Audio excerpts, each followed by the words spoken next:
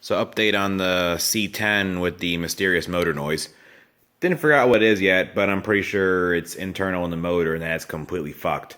So I grabbed this motor off one of the other guys on Slot Mechanics. I kind of put out a post there saying, I want a small block. I don't care what it is. I'm not willing to spend over $100.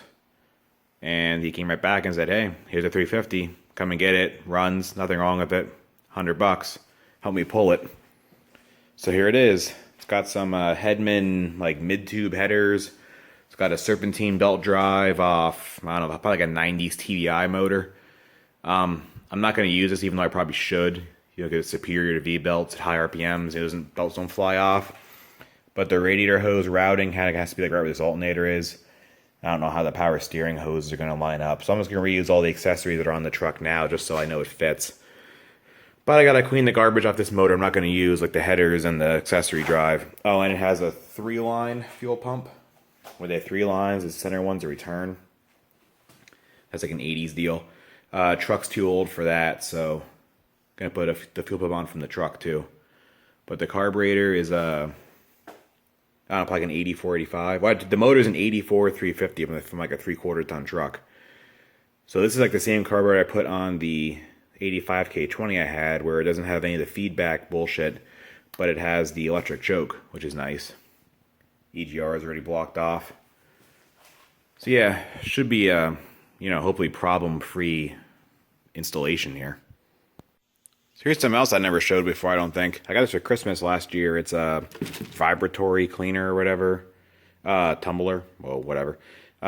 Basically like a rock tumbler. You put bolts in here with these pellets, and there's different ones. This one's for like rust removal, these green ones. They have polishing ones, and they have some other different ones for different kind of metals.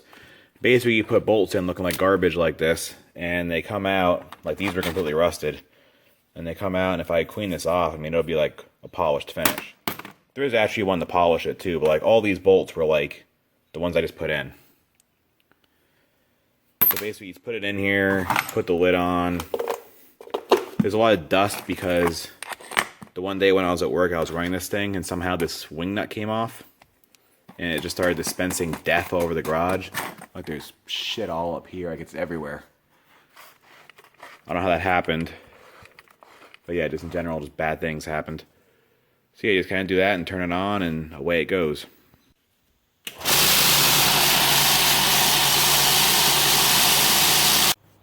Well, it's another day, and I'm back working on the motor here. Since you last saw it, I used oven cleaner and degreaser all over the motor. So now it's nice and clean there. So I got most of the dirt off. Some red paint on it for some reason. One thing I discovered though, and it's kind of hard to see in here because I already cleaned it up, but I'm pretty sure this thing has a bad head gasket. I have the thermostat housing over here, I believe. Here's the thermostat housing. That stuff was wet when I first pulled it apart, but there's all kind of goop in there. And that was all behind the thermostat and everything. So I think this thing has cooked head gaskets or something. So while it's off, a headset's like $40 for this. So I'm just going to change the head gaskets on it. And we'll go from there. Got the valve covers, the intake off, carburetor off, distributor off. Nothing amazing to report of. Everything looks pretty nice. Seeing this is an 84, and I guess he installed this in the Jeep like in the late 90s, I think he said, and then never really drove it. So even though it's an 84 motor, I mean, it was never really driven, I guess, so I don't know. It's a low mileage, I suppose. But yeah, let me see what happens when I pull the heads off here now. Okay, things escalated quickly here. So I got the heads off, and still has the original like metal shim head gaskets. And here's that goop I was talking about, all the sludge that was in the coolant system. I don't see anything obviously blown in the gaskets, but it's probably hard to see. But that piston is cleaner right at the bottom there, like it's been steam cleaned. So I don't know if it was leaking from this port up into there. When I come over here,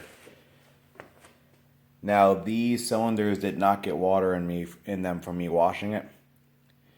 And it's probably hard to see, but I had to move this piston a little bit to when I took the balancer off. And you can see there's a ridge of rust down there. And that one is also like steam cleaned right there. So I think it might have popped from like one of these ports down here up into the combustion chamber.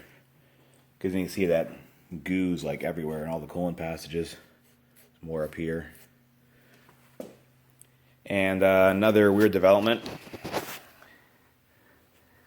This is a first. This is going to sound weird, but this is the first 2-bolt main 350 I've ever owned. I've probably had 10 different 350s in various stages of operation over the years, and every single one of them has been 4-bolt main.